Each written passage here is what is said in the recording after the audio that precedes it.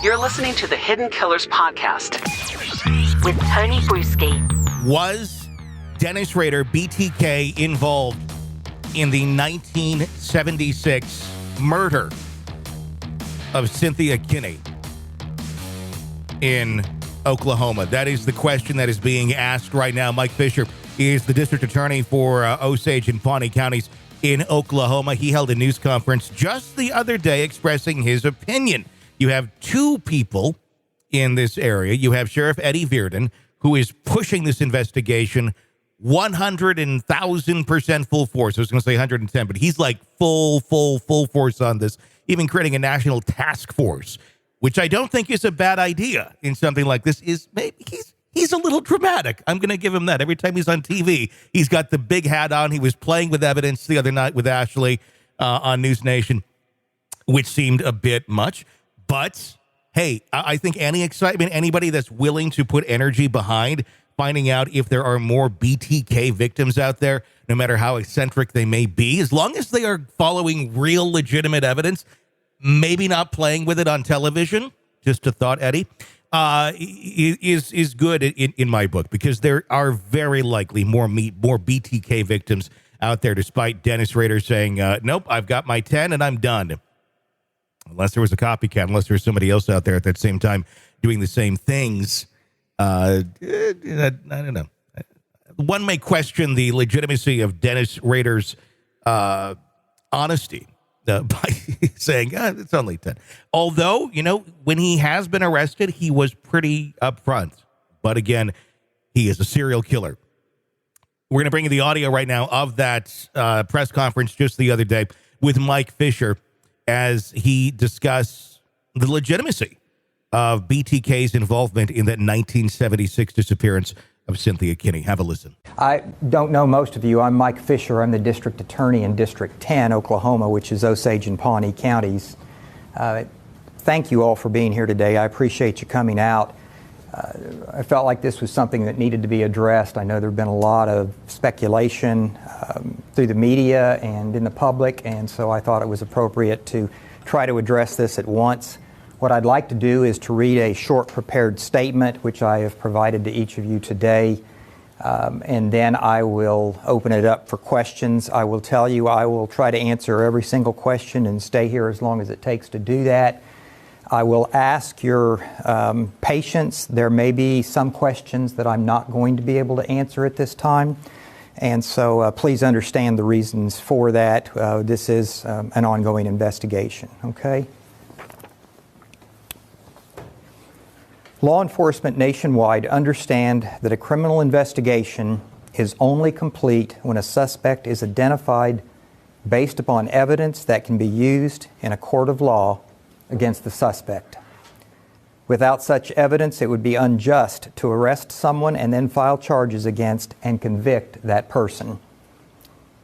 Information has been shared with the media during the last 30 days that suggests that Dennis Rader, aka the BTK killer, is a suspect in the disappearance of Cynthia Dawn Kinney from Pawhuska in 1976. While that information may lead to speculation and rumors, our legal justice system cannot guess as to someone's involvement in a crime, no matter the history of the person being accused.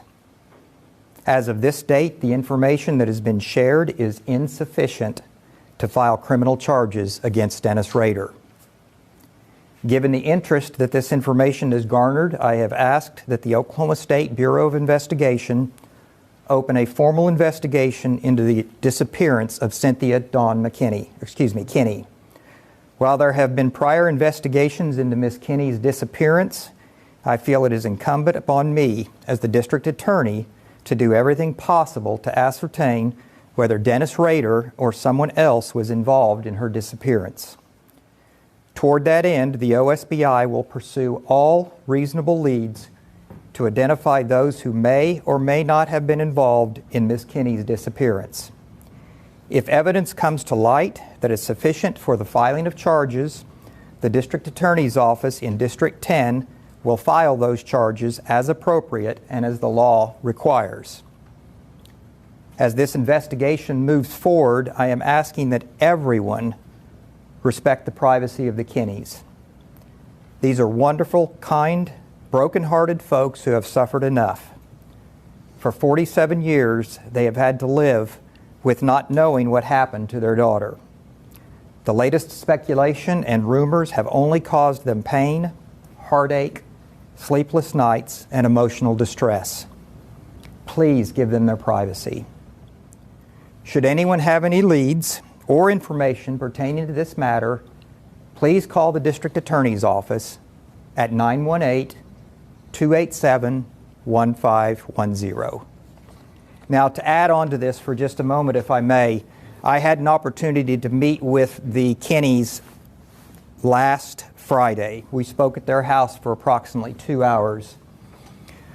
During that period of time, I got to know them as very gentle-spirited people. They're both in their 80s.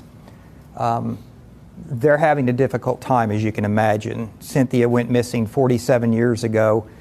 They've got no answers. We have reason to believe that it may have been a homicide. We can't say that with any absolute certainty, but we've seen nothing to suggest otherwise, as there have been no contact with Cynthia Dawn since 1976, since her disappearance. But I share that with you because of the age of the Kinneys. Their health is already not great, and it's slipping day by day because of this. They have both lost approximately 20 pounds in just the last month. They can't eat, they can't sleep, they're really having a hard time. And so I appreciate you all getting the word out that let's please respect their privacy.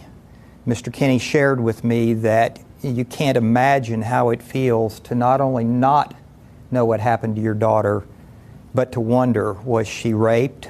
Was she mutilated? Was she beaten? Was she kept as a trophy for some period of time and then killed? They don't have any of those answers. But all of this speculation promotes those kind of thoughts for them, and it brings back those types of fears and those types of worries. So please, please respect their privacy. At this point, I'm going to open it up for questions. As I said earlier, I will stay here as long as I need to answer each and every one of those questions. I just may not be able to give you the answer you want because this is an ongoing investigation right now. But I will do my best to try to answer each question completely and honestly. Yes, sir.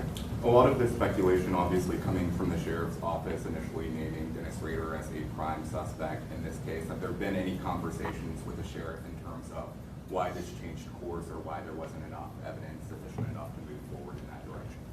The sheriff has not reached out to me or my office regarding this matter. What we have seen and what we have heard has been based upon, first of all, a meeting that he had with law enforcement approximately 90 days ago, where he shared some information, what he believed to be evidence, with representatives in law enforcement from the state of Kansas, the Kansas Bureau of Investigation, the state of Missouri, one or two sheriff's offices from there. Representatives of the Oklahoma State Bureau of Investigation were present. My office was not invited to attend that, but we did go. I went with my investigator and we sat in and listened.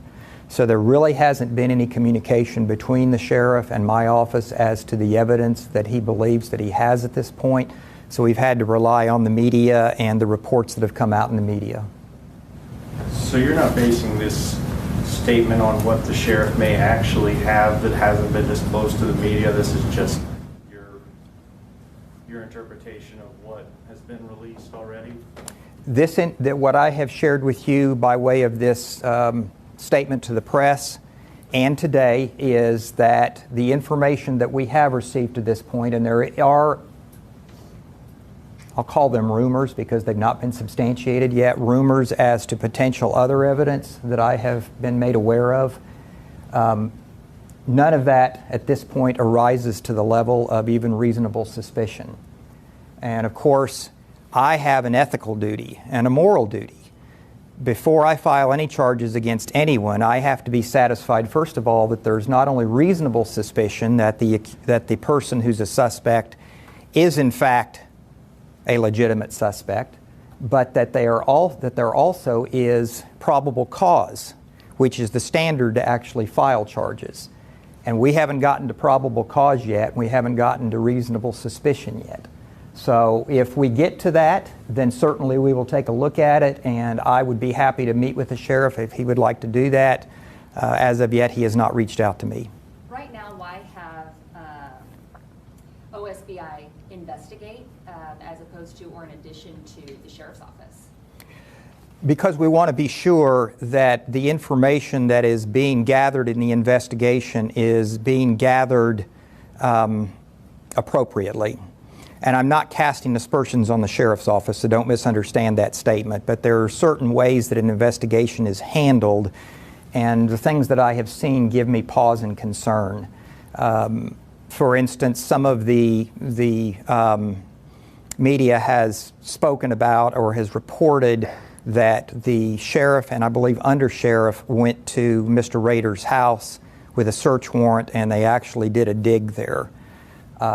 While I appreciate their enthusiasm, it's probably not appropriate that they be doing that. It would probably be better left to investigators.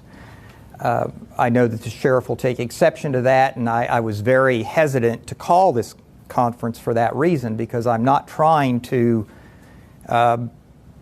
create a conflict with the sheriff of Osage County, but there are certain ways to investigate a case, and I'm concerned that those proper investigative techniques have not been used. That's why I asked the OSBI to assist. The OSBI, by the way, for those who don't know, if you're from Oklahoma, you do, that's the top investigative agency in law enforcement in the state of Oklahoma. They have the resources, they have the skilled people, they have the experience, they have the ability to follow up and examine evidence that's been collected, and that's why I felt it was necessary to bring them in. Does your request to OSBI mean the sheriff has to stop, or are you now going to have 2 BTK-style investigations out of Osage County? It's a fair question. It will continue. 2 investigations will continue.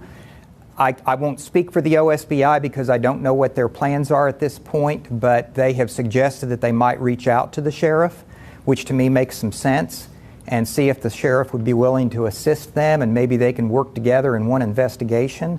That would certainly be beneficial to all involved if the goal ultimately is to try to identify whether Dennis Rader was involved in this or who exactly was involved with this. If that's the ultimate goal, then it would be very beneficial for the 2 sides to work together. But at this point, they're working independently, and the sheriff can continue his investigation even with OSBI conducting their own. You're involved in Osage County politics. Do you believe any of this talk that this is an election stunt? I'm going to reserve comment on that. I appreciate that, I really do, and I'll leave that up for the public to draw their conclusions. On Tuesday, when the commissioners met, they tabled a discussion about the sheriff being involved and the sheriff's department being involved in a TV series. And they stopped it to get your opinion. What is your opinion on a TV series being filmed out of Osage County? Well, I have some legal concerns. As those of you who are in the Tulsa area know, TPD has a contract with the First 48. And part of the city of Tulsa falls in Osage County. And so I have a small portion of that city in my jurisdiction. And I became aware of that contract not because anyone notified me to tell me that it had taken place, but I learned about that from a defense attorney who contacted me that wanted to know why there was a film crew at the crime scene of a murder, a homicide that occurred in Osage County in the city of Tulsa. That was the first I was aware of that. I expressed to them, Tulsa Police Department, that I had grave concerns about that taking place.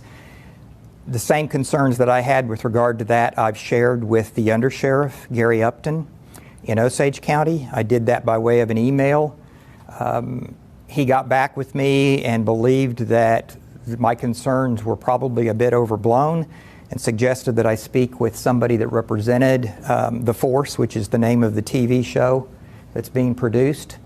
I did, in fact, communicate with somebody with The Force, expressed to them my concerns. They said they understood those and they had heard those from other DAs in the past, that there were things that they could do with regard to that contract to address those concerns so that it wouldn't be a problem, so that we would have a little bit of involvement, and by we I mean the district attorney's office, in what is actually put out there. That was done about a week ago, and I've not seen a follow-up yet, so I'm still waiting for a follow-up from the force. Do you know when the force contacted the sheriff's office initially, interested in filming them? I was first notified about it about 2.5 weeks ago. Now, I don't know if they were notified well before then. That was just the first time I learned about it. My question, I guess, so the force had reached out, they're obviously interested in that. The Osage County Sheriff's Office began investigating Kinney's disappearance again, I believe in December.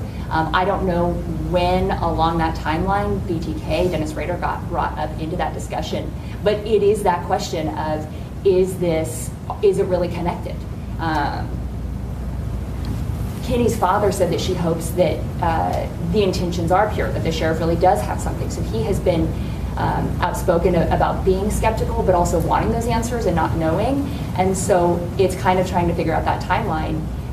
Is Dennis Rader involved, or did Dennis Rader's involvement come up after that TV series came up? I can't answer that. Whether Dennis Rader or Sheriff Verdon can address that, or perhaps Undersheriff Upton, I don't know.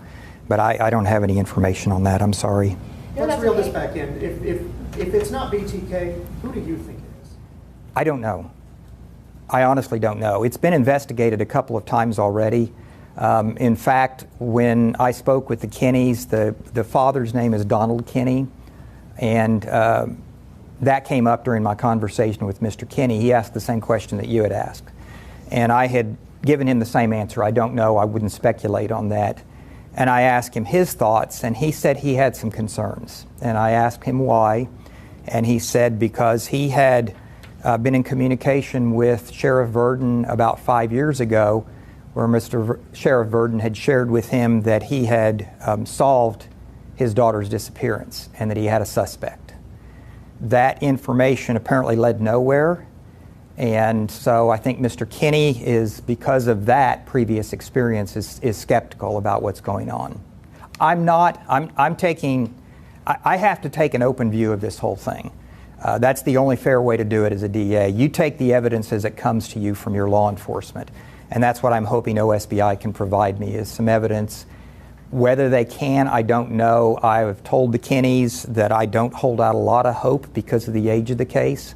Obviously, a disappearance from 47 years ago, it's very difficult to go back and try to recreate evidence and try to test evidence and try to find witnesses. And I just don't know if that's possible.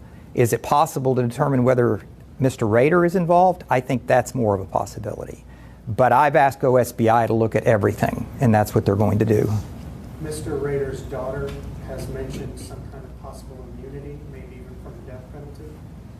Or do you feel upset you're not involved in possible federal discussions as to solving Oklahoma cases and things like that? Yeah. Well, I'm the chief law enforcement officer of Osage and Pawnee counties, and prosecution should come through my office.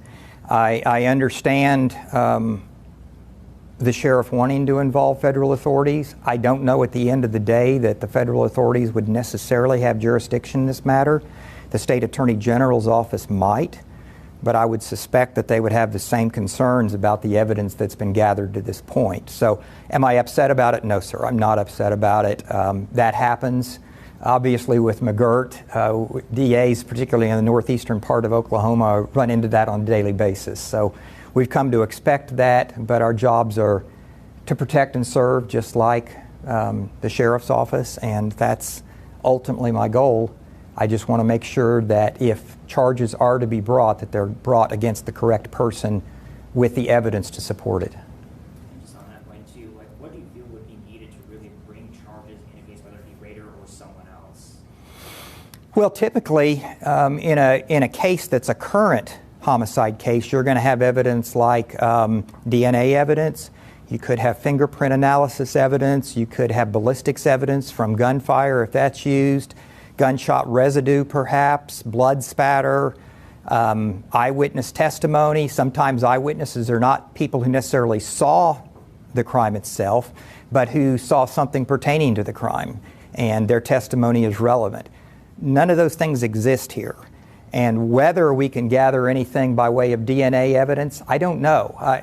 I'm not the expert in that area, the OSBI is, but I can tell you that whether it's the sheriff's investigation or whether it's the OSBI's investigation, that analysis of evidence for DNA or for blood or for ballistics, those are handled by the OSBI lab. And so it makes sense to involve them because they can efficiently do this investigation. And I'm sorry, and I'm confident they will. It sounds like that you have a lot of concerns that there's just hardly any evidence out there pointing to Rader.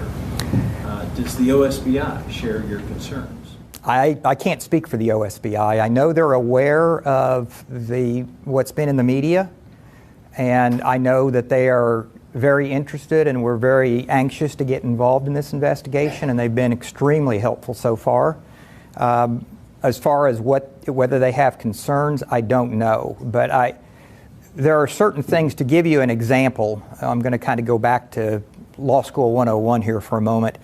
When I want to introduce, say it's a current case, okay, and I want to introduce DNA evidence, the way that I have to do that is I have to start out with who collected the evidence. Okay, so we've got an investigator who will collect the evidence, maybe a buccal swab, something like that. They'll collect that evidence, or let's say they get it off of a piece of material.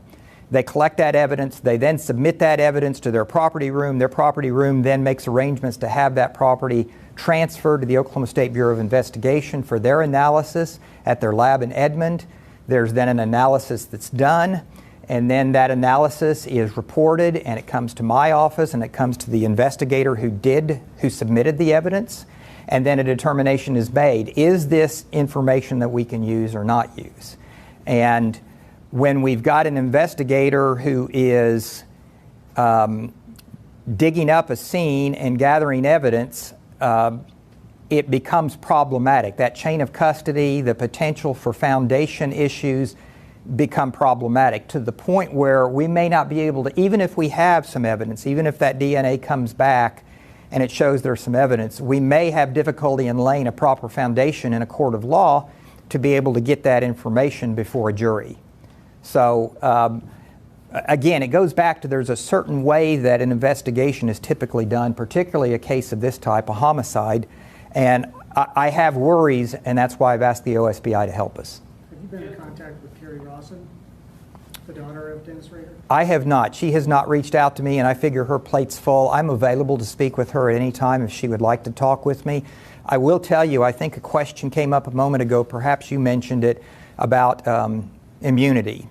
And I was contacted by the sheriff's office several months ago in the early stages of this investigation about whether I would be willing to allow the sheriff's office to offer immunity from the death penalty if Mr. Rader would confess to this crime.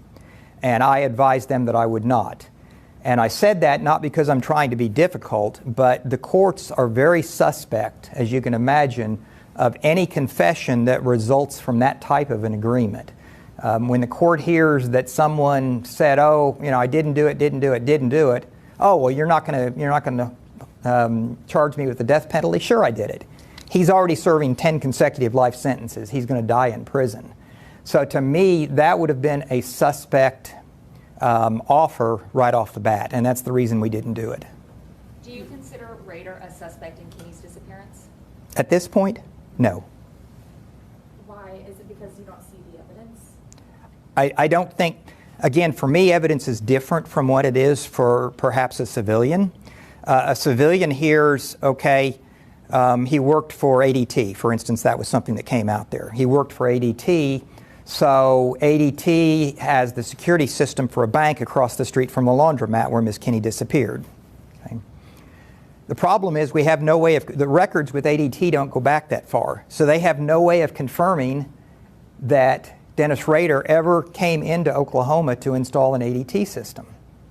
So that evidence would never make its way into court. It's fun to speculate with that, and I've actually had citizens come up to me and say, "Hey, what about this evidence? You know, we've got he was at the bank installing this right across the street." And I said, "We don't know that. We don't know that." And there would be an evidentiary hearing on questions like that. And the minute I come into the courtroom and the judge asks me, "Mr. Fisher, Do you have evidence that Dennis Rader was in that bank across the street from the laundromat? I would have to say, no, sir, I don't. Or no, ma'am, I don't. And guess what would happen? The judge would exclude it. And so that's where we are right now. Again, I keep going back to it. That's why I've asked the OSBI to help us, because I think we've got to clear some of those things up, because I have to have hard evidence that I can actually bring into court, not evidence that people want to speculate on. So let me ask custody. When could you clear up for me a bit on this chain of custody thing? Isn't the Osage County Sheriff investigate crimes every day, gather evidence? What about their gathering of evidence in the Wichita area would cause you to have pause if they do it every day professionally? Sure. That's a fair question. There's several things that would cause concerns. The first is obviously they're outside of their jurisdiction, so they'd have to obtain a search warrant. They've told me that, or they've told the media that they've obtained a search warrant, that's why the dig took place. I've not seen that search warrant. So we don't know even to begin with whether or not we've got a proper seizure of evidence. And that's the very first step in chain of custody. So I would be reluctant until I could look at that. And there's always going to be, in court, there's going to be a motion to suppress filed against every search warrant that's obtained. And so the question becomes at that point, was the search warrant proper? Was the affidavit supporting the search warrant proper?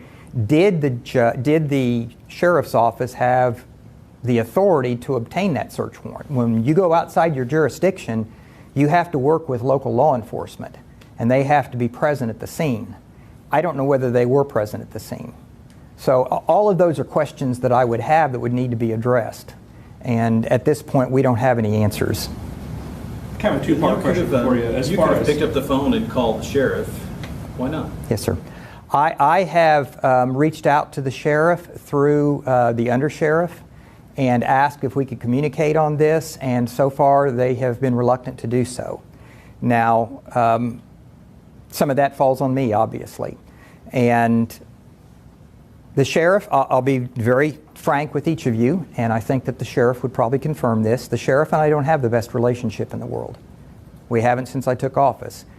But that being said, this is not political on my part. I did not make this decision for politics purposes. I made this decision because I've got a family of a young girl who's been missing for 47 years who are heartbroken and are dying as a result of this investigation, and they have no answers.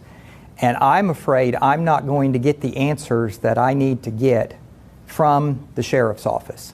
The only way to get those answers is through the OSBI, with whom I have a great working relationship, and so I've asked for their help. So that's where it sits as of this moment. Mike Fisher, the DA for Osage and Pawnee County, saying that there's not enough to bring charges against Dennis Rader, known as BTK, as of this moment, and is asking the Oklahoma Federal Investigation Bureau to dig into this further and try and determine if there is, in fact, a connection, as Sheriff Eddie Virden of Osage County believes there is as he pushes on with his investigation. That's the latest. Of course, we'll keep you up to date right here as we learn more about what appears to be Chapter 3 in the saga of Dennis Rader. You're locked into the Hidden Killers podcast. Want more? Start binging on all of our true crime podcasts right now through Apple Podcasts and get an ad-free experience when you sign up to be a True Crime Today Premium Plus member, exclusively on Apple Podcasts. More of the Hidden Killers podcast, dropping soon. Press subscribe now.